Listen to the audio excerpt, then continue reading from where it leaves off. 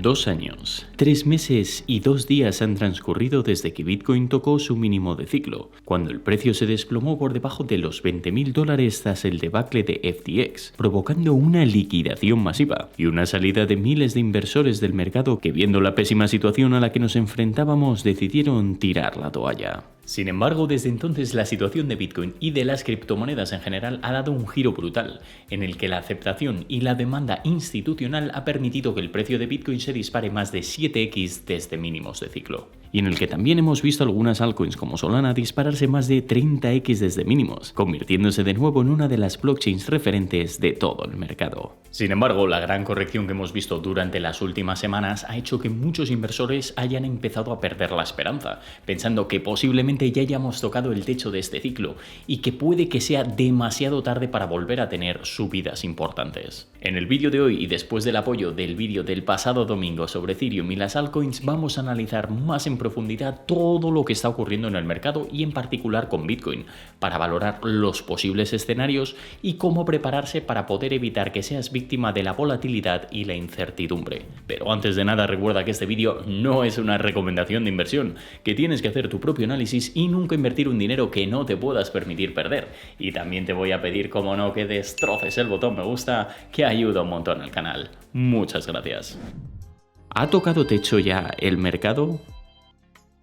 Históricamente, el ciclo de Bitcoin se ha ido repitiendo cada 4 años de forma muy similar, un movimiento marcado principalmente por el halving, en el cual se reduce a la mitad la recompensa a los mineros, causando de esta manera un gran movimiento en el precio y rompiendo nuevos máximos pocos meses después a medida que la oferta de Bitcoin es menor y la demanda sigue creciendo. Un movimiento que hasta ahora, como un reloj suizo, ha ido repitiéndose con el paso de los años, premiando la paciencia de los inversores que habían sido capaces de holdear durante los mercados bajistas y dejando unos rendimientos muy interesantes para aquellos que habían aprovechado acumular durante la época de mayor miedo. Sin embargo, a lo largo de los años, durante la fase alcista, una de las mayores incógnitas que más preocupa a los inversores es la de ser capaces de pronosticar cuál es el techo del mercado, para así poder maximizar las ganancias y evitar que se queden sin la oportunidad de vender antes de que el ciclo alcista se termine y el precio empiece a caer con fuerza. Y es que, sin ir más lejos, si echamos un vistazo al anterior ciclo, Bitcoin marcó su máximo de $69.000 el día 10 de noviembre, para poco después iniciar un cambio muy brusco de tendencia que provocó que el precio se desplomara un 22%, hasta los $53.000 en apenas 2 semanas, y casi un 40% a los 24 días de haber roto máximos, cayendo más de $25.000 tras la oleada de malas noticias. Un cambio de tendencia que liquidó del mercado a muchos inversores, que por FOMO compraron en máximos y que aún seguían teniendo esperanzas de que fuera una corrección temporal para luego ver un nuevo repunte en el precio. Sin embargo, el precio hizo todo lo contrario y según pasaron las semanas, la caída iba siendo mayor, con el crash de Luna, FTX y el DPEG de las stablecoins. Y tras lo ocurrido desde las elecciones, cuando vimos una fuerte subida de Bitcoin rompiendo los $100.000, subidas importantes también en algunas altcoins como por ejemplo Solana, que por fin logró romper su máximo, Sui, que se catapultó por encima de los $5, XRP y Cardano también subiendo con fuerza y BNB viendo nuevos máximos, muchos inversores han empezado a plantearse lo mismo, que este ciclo ya está llegando a su fin y que podríamos haber tocado techo. Sobre todo por la corrección que estamos teniendo con las altcoins, que se han desplomado una media de entre un 30 y un 60% y que no parece que vayan a levantar cabeza a pesar de las buenas noticias ni tampoco de tener a Bitcoin casi de nuevo en los $100.000. ¿Pero realmente esto es posible? Pues este es uno de los escenarios que más se están planteando últimamente, y aunque sea muy complicado de pronosticar y saber a ciencia cierta si hemos visto o no el techo del mercado, es cierto que hay varias métricas o indicadores que nos pueden ayudar a saber si este evento se ha empezado ya a acercar. Dicho todo esto, antes de especular sobre lo que podría o no podría pasar, que repito, que nadie tiene ni puñetera idea, vamos a hacer una de las cosas que más me gustan: echar un vistazo a lo que ocurrió con Bitcoin en el año 2017, que parece que hay muchas similitudes. ¿Se está repitiendo el ciclo del 2017? Empezando por refrescar un poco la memoria, si abrimos el gráfico de Bitcoin, este segundo halving tuvo lugar el 9 de julio del 2016, una etapa en la que el precio de Bitcoin estaba bastante estancado, y después de todo el caos de Mt. Gox y la gran caída del precio de Bitcoin, este se encontraba sobre los $650 en el momento del halving, que era aproximadamente un 50% menor al máximo que vimos en noviembre del 2013. Luego tuvimos el halving, que nos llevó a un periodo también bastante plano, en el que abrimos con una corrección por el sell the news y luego hubo un periodo bastante prolongado en el que pudimos ver alguna que otra subida, cuando Bitcoin logró recuperar los $1000 y en general con buenos datos, pero tampoco vimos un cambio demasiado exagerado en el precio. Y sí que es cierto que pasamos de los $600-700 a romper los 2000 y 3000 a inicios de verano, pero realmente estos movimientos no eran demasiado exagerados, y teniendo una capitalización tan baja en comparación a la actual, realmente los inversores, después de tanto sufrimiento, estaban esperando un ciclo mucho más explosivo, algo que terminaría llegando concretamente a partir del mes de julio, cuando el precio cambió totalmente su tendencia y empezó una subida casi parabólica que lo llevó a subir casi un 1000% desde julio a diciembre, es decir, 10x de crecimiento, pasando de los $1900 hasta casi los 20.000. Una verdadera locura con la que Bitcoin logró su máximo de ciclo. Pero, ¿por qué dices esto, Hugo? Porque si echamos un vistazo a lo ocurrido actualmente, está claro que el precio de Bitcoin ha cogido mucha fuerza y hemos tenido una subida muy importante, pasando de los 15.000 a los $108.000. Pero si miramos la subida respecto al ciclo anterior, la cifra no es tan alta. De hecho, no hemos estado ni cerca de los $138.000, que sería duplicar el precio del anterior ciclo. Además, viendo todo lo ocurrido en el año 2017, en el que el precio se estancó por tantos meses y no subió hasta la última fase del año del siguiente halving, esto nos deja aún un buen margen de poder tener un movimiento más cerca del verano o incluso en el último trimestre del 2025. Un movimiento que realmente refleje en el precio todo lo que está ocurriendo en el mercado, con todas las grandes noticias referentes a la adopción, a la inversión de algunas de las mayores instituciones del mundo, del fin de la lucha regulatoria por fin con la SEC, que ya está fuera de juego, del primer gobierno pro-cripto en los Estados Unidos y en general de una serie de eventos que, a pesar de haberse anunciado, apenas han tenido un impacto real en el precio. Además, también hay que tener en cuenta que, a pesar de que este ciclo está siendo muy distinto y la subida ha sido mucho más artificial que en los anteriores, sin apenas una participación del retail y con subidas provocadas por la compra masiva por parte de los ETF. Los niveles de FOMO inversión nunca han llegado a asemejarse a ningún otro ciclo, y eso también abre un abanico de oportunidad que pueda llegar un mejor movimiento en el que el FOMO retail ayude a impulsar al mercado, a Bitcoin y en especial a las altcoins, que están destrozadas en la mayoría de los casos. Vale, Hugo, pero una pregunta, ¿por qué se asemeja con el ciclo del 2017 y no con el más reciente del 2021? Pues en realidad eso tiene una fácil respuesta y es el COVID. Y es que en el 2021 vivimos una situación muy especial, en la que todo se disparó con la pandemia y las ayudas a los inversores, lo que provocó un ciclo con muchas menos similitudes al actual.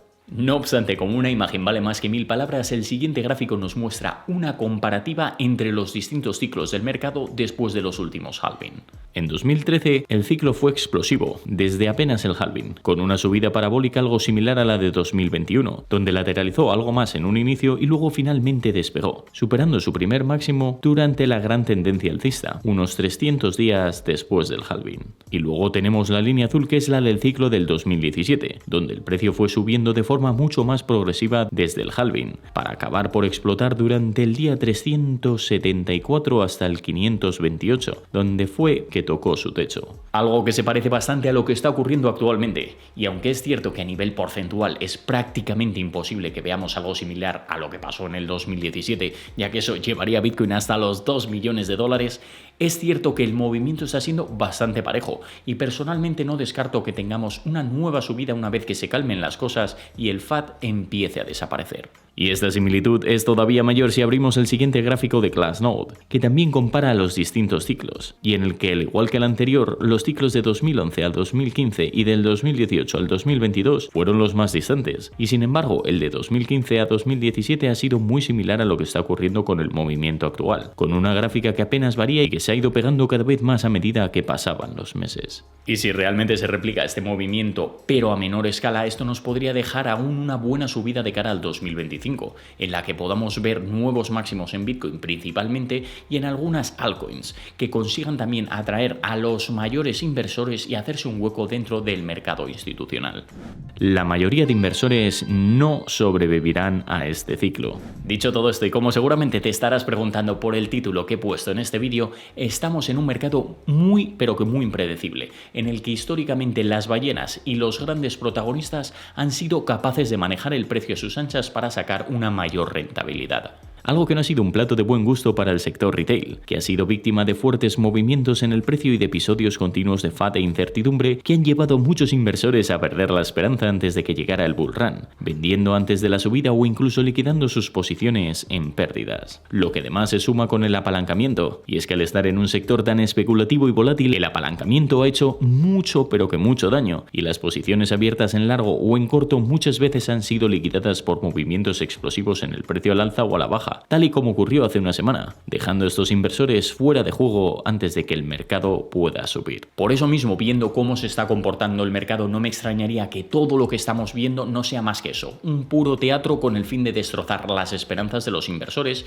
y de poder tirar el mercado para arriba cuando menos lo esperemos. Dicho esto, y aunque el mercado también es muy complicado de predecir y estemos atravesando un ciclo muy diferente, es importante estar preparados. Por eso, personalmente, cuando una persona de confianza siempre me pregunta que qué pienso que va a pasar en el mercado, llevo más de un año diciendo lo siguiente: no espero nada, pero estoy preparado para todo. Y para protegernos en la medida de lo posible hay estrategias como el DCA, que históricamente ha dado los mejores resultados, ya que predecir el mercado en el corto plazo es prácticamente imposible. Pero por ejemplo, la combinación de DCA y Bitcoin a largo plazo a día de hoy siempre ha dado sus frutos. Por otra parte, es fundamental saber gestionar la liquidez, algo de lo que ya he hablado en varios vídeos últimamente, y es que mantenerse líquido siempre es muy importante, y por mucho que a veces asuste el hecho de poderte quedar fuera del mercado por no haber invertido demasiado de cara a una posible subida, hay veces que es mejor tener un buen porcentaje del portafolio en liquidez y poder utilizarlo cuando haya correcciones importantes.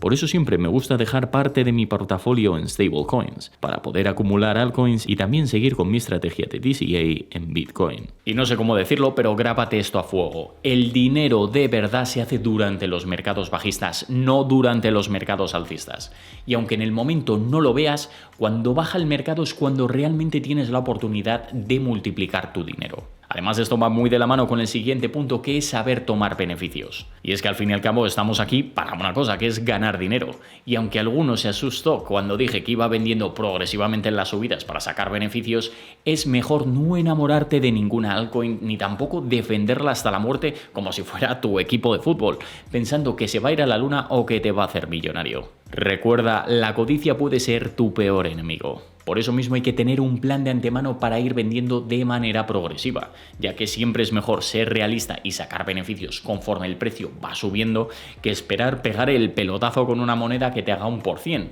porque de esas ya te digo yo que pasan una de 1000 o una de 10.000, con el resto vas a perder seguro. Si miramos por ejemplo Cardano en el 2021, mucha gente se quedó sin vender porque pensaron que después de la llegada de los smart contracts el precio seguiría subiendo con fuerza, llegando a los 5 o 10 dólares. Sin embargo, el precio se desplomó y pasó de los 3 dólares a los 23 céntimos. Y muchos inversores perdieron la oportunidad de haber recuperado su inversión y sacar beneficios cuando tuvieron la ocasión por ser demasiado codiciosos y no tener un plan de venta. Y por último, otro punto que me resulta bastante interesante es el de no obsesionarse con encontrar el suelo o encontrar el techo del mercado. Y es que en un mercado tan poco predecible como este, es muy complicado saber cuándo exactamente vamos a tener un techo o un suelo. Por eso es mejor realizar pequeñas compras cuando todo cae y empezar a vender cuando veas beneficio, en lugar de arriesgarte y apostarlo todo por un momento que no sabes si llegará. Dicho todo esto, te repito la importancia de tener una estrategia previa en base a tu liquidez, a tu espacio temporal para poder obtener beneficios